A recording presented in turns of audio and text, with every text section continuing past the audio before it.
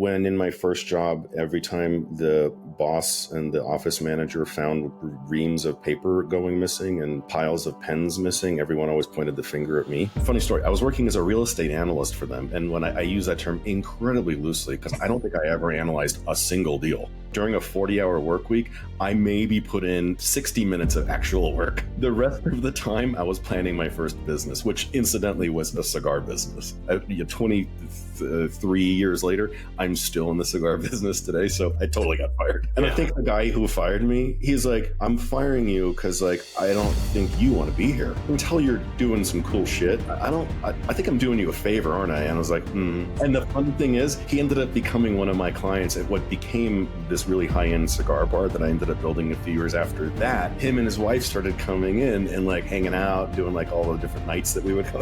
And then we had a good laugh about that. He's like, I'll go ahead and take the credit for doing all this for you.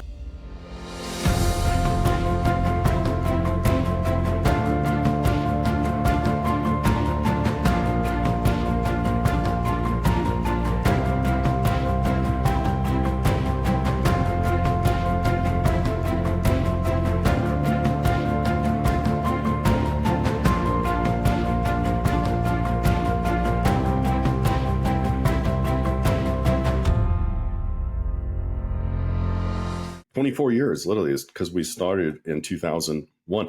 I launched my business 2 months after September 11th. So yeah, the economy was, needless to say, in the shitter at the time. Look, I mean, anyone who started a business already knows this. It's an exercise in how much pain can you tolerate. I remember like the night we had our first shop set up, it was supposed to be live and we were in a mall. We were in a shopping mall. Management has like really strict policies as to what you can and can't do. When they tell you if you open at 10 a.m., they fine you like hundreds of dollars every minute that you're late to open. You can't do construction during business hours. You can't be, moving boxes back. You can't do anything. That's when I learned I'm never doing retail ever again. So what is the company that you're focusing on today and how did you get into that? So my company is called Scaleify. I think the best way to describe it is I build outbound telemarketing call centers.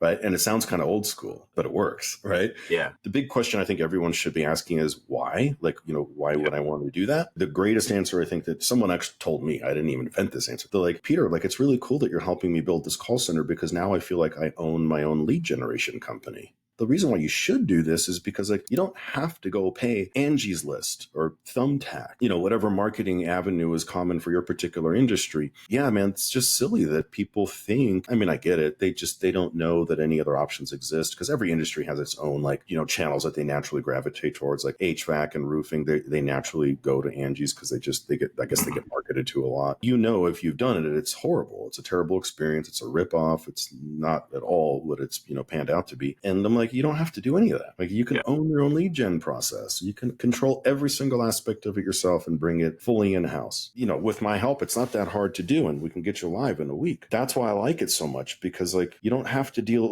running Facebook ads is cool. I run Facebook ads for my own business, right? Yeah. Because it works for some industries and not well for others. It just depends on what it is, the thing that you sell. If you're just a normal guy who runs just a normal business selling the normal stuff, I'm betting it's probably hard. I'm betting you're in a hyper-saturated sector where there's a million other companies in your exact market, all pitching the same usual thing. So unless you have a unique offer, something that falls outside of the normal, replace your roof or get solar or fix your plumbing, unless you've got something that's unique, you're dealing with a highly saturated sector. Yeah. So step one is try to have a unique offer if you can. Right. I realize that's easier said than done. I realize not every industry can have a unique offer. I get it. But if you can, even if in the slightest possible way, because you've got something that's unique about your offer, that would be the first thing I would do. The first thing I do is try to find something that you can grip onto that's a little different. Even if you replace roofs, then find a cool roof product that's a little bit different than what they offer and focus on that. Grip onto something that's a little bit different than what your competitors have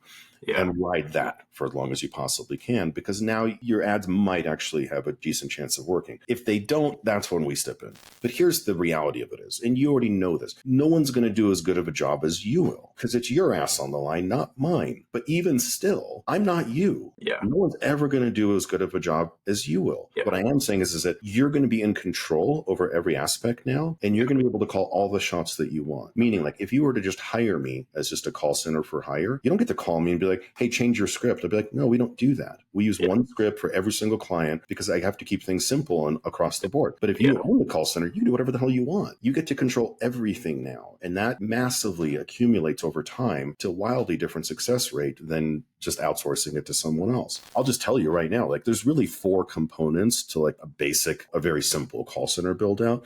There's the software dialer itself. There's the agents. There's the script. And then you need to have some phone numbers to call, the data, right? Numbers to call. But like, I lost a ton of money. And so what I promise to people, I always tell them, look, what you're paying for is all of my experience, right? Which just like, I mean, like with anybody, like when you go get surgery, you're not paying for equipment.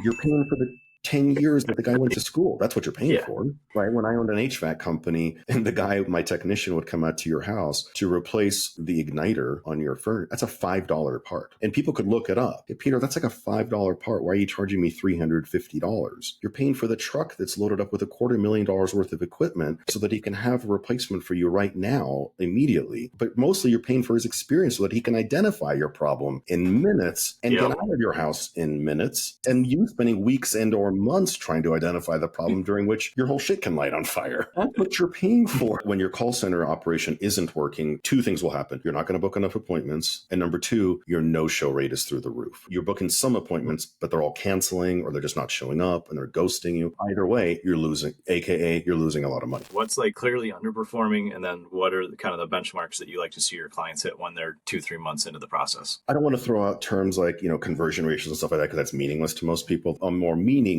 number is like the final outcome. So like it's a number that people can wrap their mind around. So like, okay, how many appointments is each agent booking on a daily basis? And then more importantly, how many of them are actually sticking? When it comes to scaling that, do they own it in such a way that they can just plug in and hire new agents? Or do you typically come in and help them scale, or how does that work? So I always do. I pride myself on this. I tell people when I say, hey, you can own your own lead gen company, you actually own the entire call center. You pay us, like I hand you the proverbial keys and you now own the whole thing. That's number 1. Number 2, you're not married to us for anything. We're going to pay the agents. Don't worry. We'll take care of the payroll, but wink, wink. We're going to upcharge 75% of what they really, they're only making $5 an hour. And, you're paying 12 and we're making 7 of it. Like, no, we don't do anything like that. So like when I set these things up, it's 100% yours. You pay everyone directly, not through us. Exactly. All of these people are virtual. Most of them are based out of Mexico. So very affordable labor, but very high talent pool, high quality talent pool. Perfect English, 10 out of 10 in terms of fluency. We don't hire anyone without 10 out of 10 English. So that's easy to find in Mexico. There's a lot of people like that. But yeah, we've helped this guy. I'm Roth. He owns a ton of businesses, really successful guy. And I've loved watching that we're able to help him grow all of them. Well, 3 out of 4 so far. We're about to add on real estate investment. Very cool.